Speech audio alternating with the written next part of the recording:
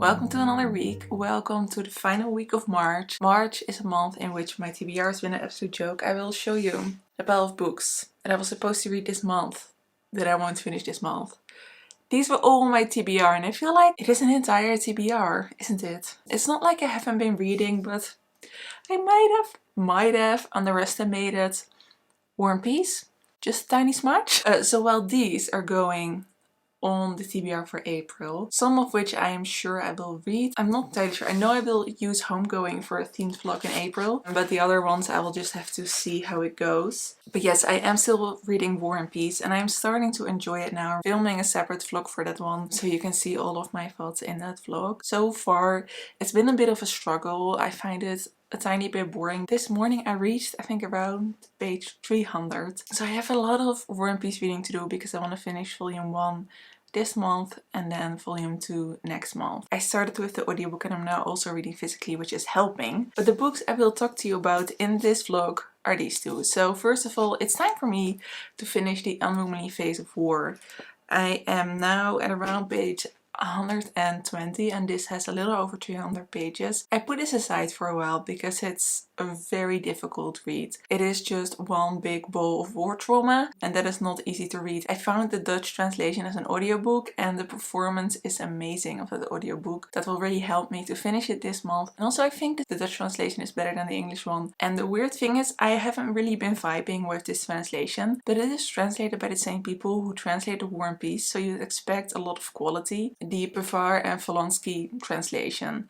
So I'm a little bit disappointed by them. I am not reading their translation of War and Peace. I'm kind of glad of that now because I think I may not have gotten along with it. And then the other book is just like an entire novel that wasn't on my TBR and you just saw the pile that was on my TBR. I'm reading the last book in the Broken Earth trilogy and this is The Stone Sky. Like, this book was on my TBR and I finished it. It was the kind of ending of which I knew I had to just keep on reading in the series or I would forget everything. I read the first 2 chapters and oh my gosh, N.K. Jemison's writing is so beautiful. This book is kind of giving a full circle feeling. I think I'm really going to enjoy this one. The second one I also enjoyed, but it was a little bit of a middle book. If you've read like even one book in this series, you know it is super fake. I think all of the fakeness is kind of coming together. I'm starting to understand things a little bit now, but also not too much. There's still things that need to happen that I know will happen, and if they don't happen I will be incredibly upset. So my expectations for this week is that I can finish these two or read at least most of this. I really want to finish this one because I've been reading it for 2 months I think and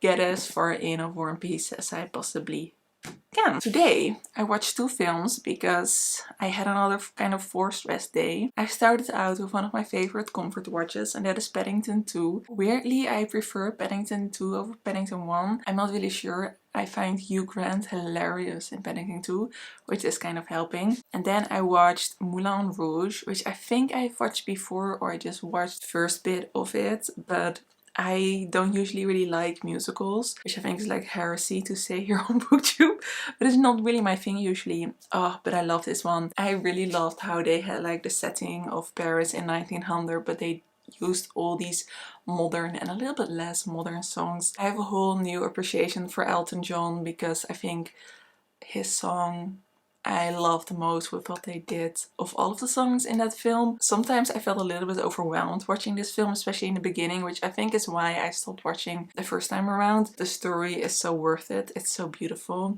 Nicole Kidman is astonishing. And now I have a little bit of energy left. It is 9:30 in the evening and I think I'm going to read a little bit of War and Peace before I go to bed. I am wearing my Christmas pajamas in March because I wanted to. I need to show you something that came in the mail today. So I talked about this book, about loving this book, and I ordered a copy of it, and it's a really giant hardback edition of Her Majesty's Royal Coven. I ordered this because I also pre-ordered a new one, so I thought might as well get this one as well. But look at the font. It is so big.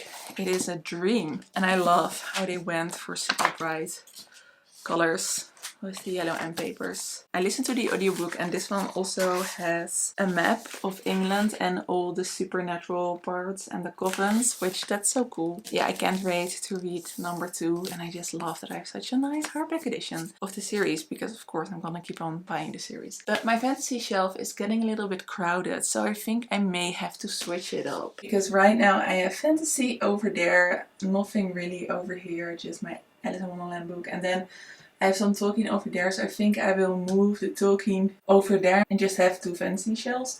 And then I can have a little decor over there. But as you can see, it's getting a bit crowded and like the 2 Broken Earth books need to go there once I've used them for my wrap up.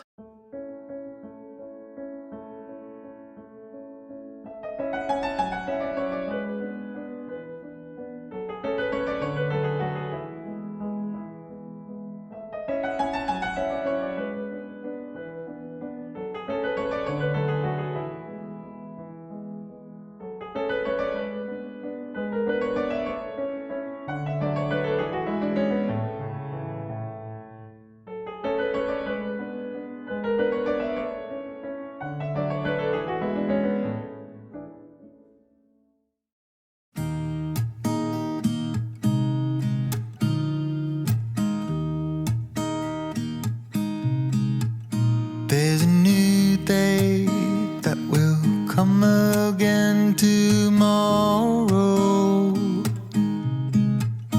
There's a new day to wash away the pain. There's a new day to take away your sorrow. And the old ways get washed out by the rain.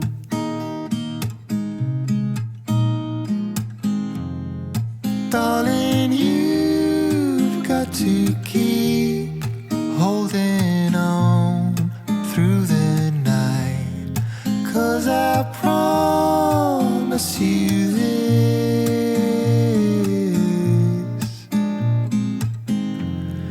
if you try to get some sleep, if you give up the fight, if only just for a bit, there's a new day to leave behind your troubles. There's a new day and it will set you free. There's a new day to get you through your struggles. I think I'll just put all of my sets here. Or should I do like adult and YA separately? That makes more sense. So then I have Julia Maurier. So I got this one today. It's kind of fantasy, so I'm gonna put it there because I have nowhere else to put this giant book. And then this shelf is pretty full as well. If I have the other N.K. Jemisin books, when I'm done with them, I can put them here as well. Okay, that's great. There's a new day, it is waiting for us. There's a new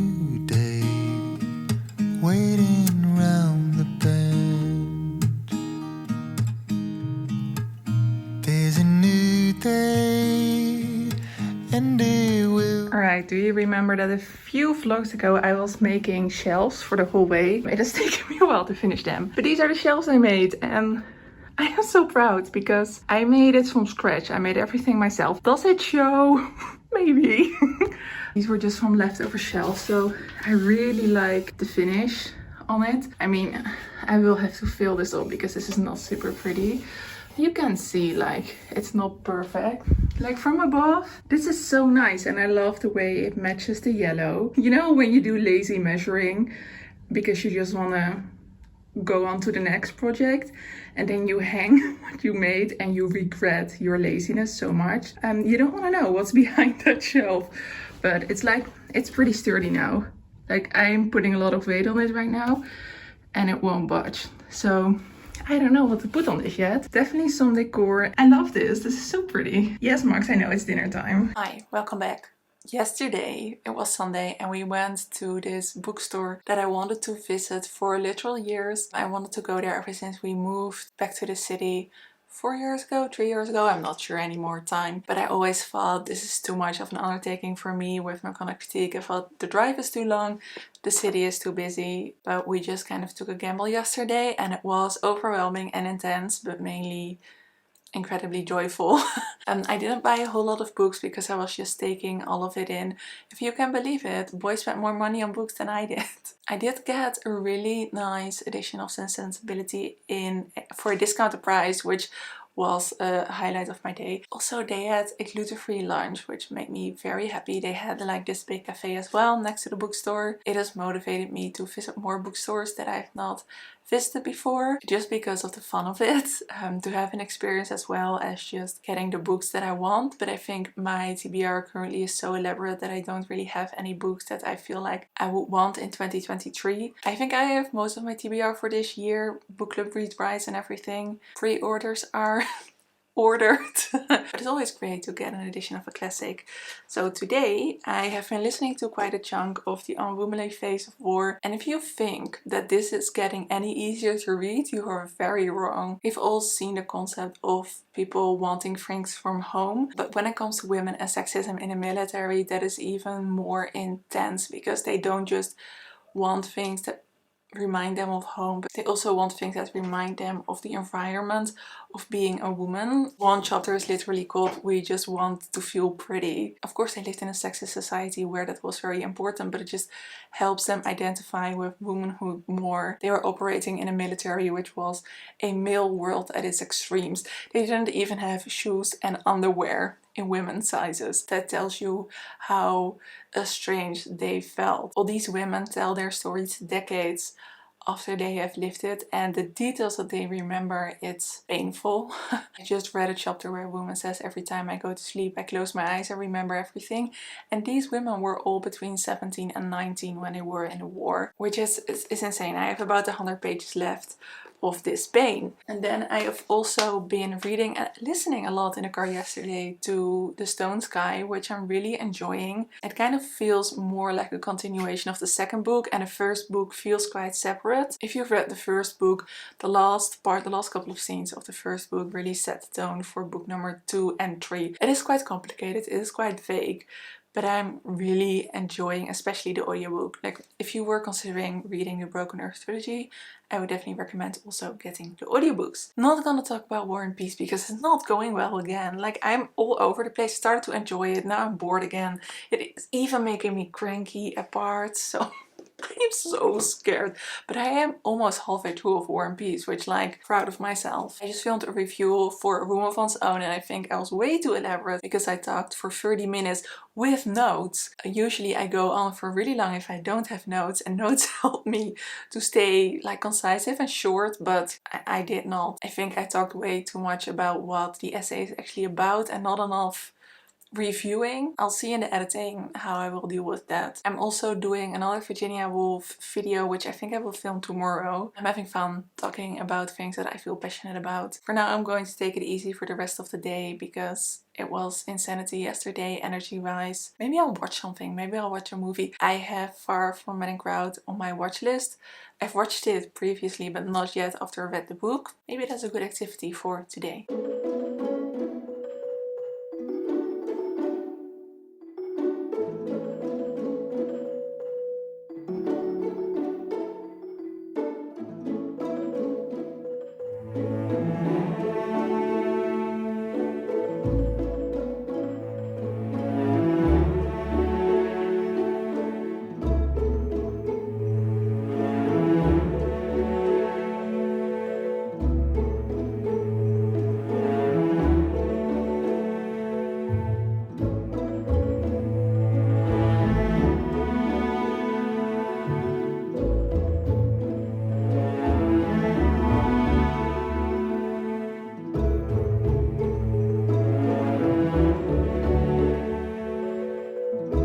So today I am making my favorite lasagna and my favorite simple dessert, so I'll show you. My parents and my brother are having dinner with us tonight because we've all been having really busy weekends. So they all work today, it is first day.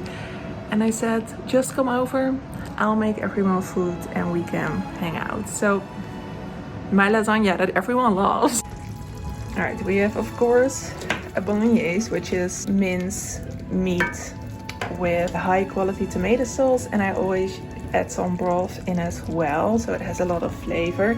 And this is a vegan cheese sauce, which I make with a little bit, what is it called? With a little bit of flour, vegan butter and soy milk, and then a lot of herbs. It sounds not that great, but it's great in the lasagna. And then I have grilled zucchini, which is one layer, and then the bottom layer I always have mashed sweet potato.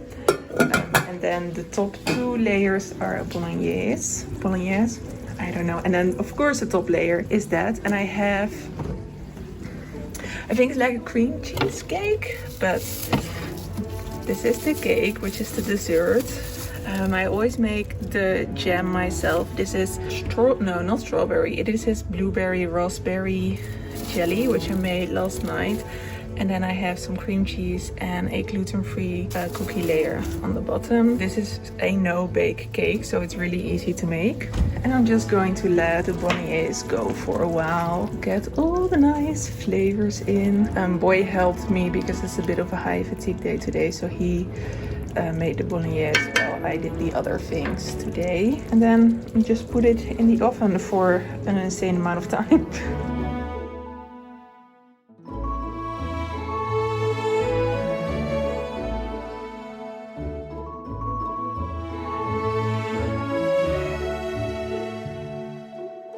It is the last day of the month and I finished these. I first this morning finished The Stone in the Sky, which concludes my reading of the Broken Earth trilogy. I have to say, I really enjoyed this trilogy overall. It's not really what I expected from it, but that is also its brilliance, I think. You cannot really find a lot of fantasy tropes or a lot of fantasy literary devices that you see in a lot of other fantasy novels, at least the ones I've read, because I've read not that much fantasy, but this feels so unique. Therefore, it's the kind of fantasy book where you really need to focus very hard to understand what's going on. Even in this last book, we still had a lot of revelations of the world building. The world feels so incredibly extensive. It is gorgeous and amazing, and the ending actually made me really emotional because the way it went down kind of surprised me at parts. I'm really impressed by this. I'm not sure if I would read more N.K. Jemisin because I don't think that the genre, you know, the post-apocalyptic thing is for me. And there's this other series that she wrote and